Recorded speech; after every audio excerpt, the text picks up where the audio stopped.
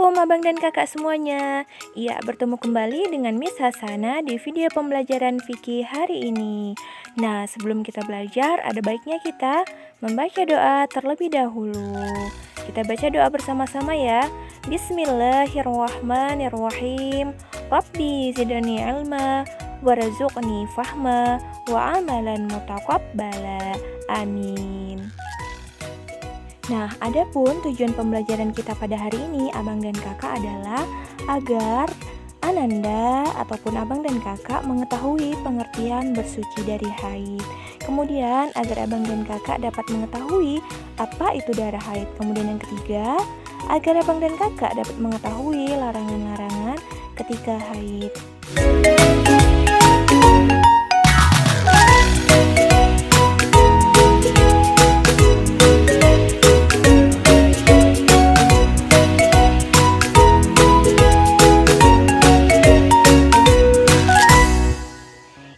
Materi kita hari ini adalah seputar haid. Nah, yang kita bahas adalah pengertian bersuci dari haid. Kemudian kita akan membahas ciri-ciri darah haid. Dan kita juga akan membahas larangan-larangan ketika sedang haid. Nah, kita juga nanti akan belajar niat mandi wajib untuk bersuci dari haid.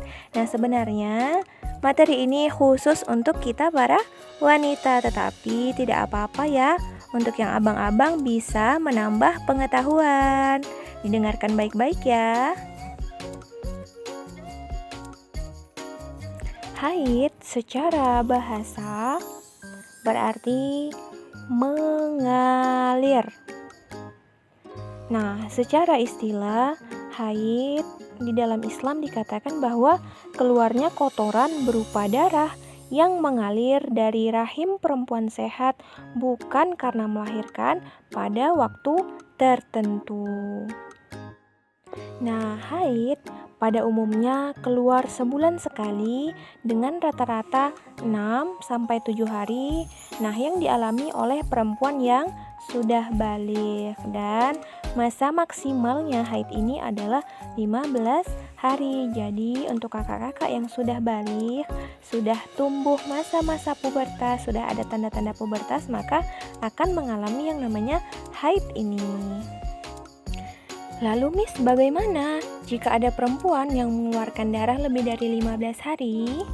Nah, jika darah yang keluar lebih dari 15 hari, terdapat dua kemungkinan.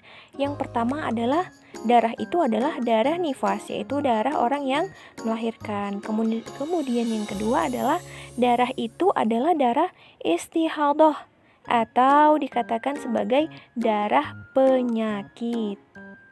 Nah, abang dan kakak, apabila ketika sudah selesai haid, maka wajib kita membersihkan diri dari haid tersebut. Nah, jadi yang dikatakan bersuci dari haid adalah membersihkan diri dengan melakukan mandi wajib setelah haid. Itulah pengertian dari bersuci dari haid. Nah, lanjut yang kedua, ciri dan tanda haid. Yang pertama adalah yang keluar itu berupa darah kotor.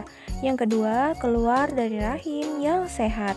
Kemudian yang ketiga, bersiklus bulanan, yaitu 1 bulan 1 kali. Kemudian yang keempat, bukan darah penyakit ataupun bukan darah nifas. Itulah ciri dan tanda dari haid.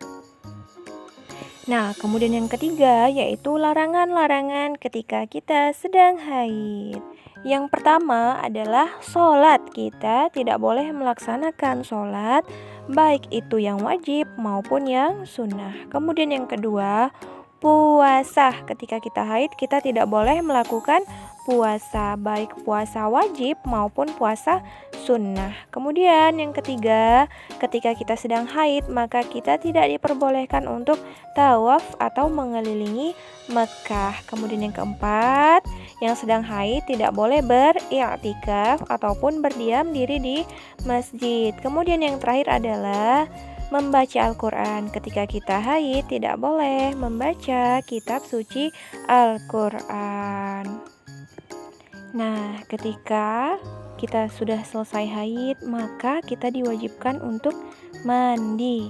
Nah, adapun niat mandi wajib setelah haid adalah nawaitul ghusla li raf'il hadatsil haidi lillahi ta'ala. Sekali lagi ya, nawaitul ghusla li raf'il hadatsil haidi lillahi ta'ala, yang artinya aku niat mandi wajib untuk mensucikan hadas besar dari haid karena Allah Ta'ala. Nah, ada tugas untuk abang dan kakak. Tugasnya berbeda ya. Untuk yang kakak atau untuk yang perempuan adalah hafalkan niat bacaan mandi wajib setelah haid yang sudah Miss bacakan tadi. Dan kirim berupa voice note ke Miss Hasanah. Jangan lupa ya. Nah, dan untuk abang-abang atau untuk yang laki-laki, tuliskan larangan-larangan untuk orang ataupun wanita yang sedang haid. Dan jangan lupa kirim juga ke Miss Hasanah ya. Ini saja materi kita pada hari ini. Kita ucapkan sama-sama alhamdulillahirabbil alamin. Untuk minggu depan kita akan mempelajari tata cara mandi wajib setelah haid. Sampai bertemu di video pembelajaran selanjutnya. Wassalamualaikum warahmatullahi wabarakatuh.